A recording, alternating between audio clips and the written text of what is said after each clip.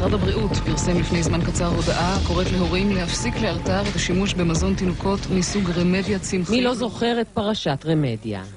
הכל התחיל כאשר בחודש אחד הושפזו כ-20 תינוקות עם סימנים נוירולוגיים קשים במספר בתי חולים. אמרה לי, אני רוצה לשאול אותך שאלה?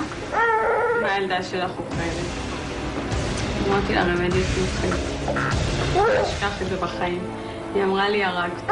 עד מהרה התברר כי בתרכובת הצמחית היה חסר ויטמין B1 הידוע בכינויו תיאמין.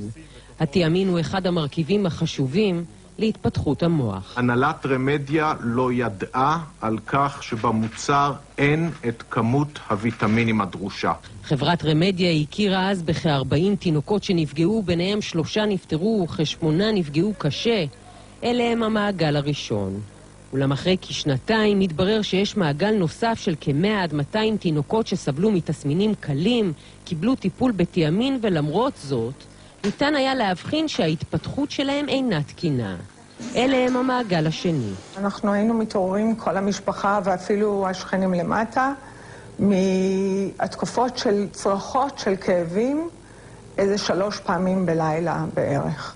7 שנים אחרי מתברר שיש עוד מעגל, נרחב הרבה יותר.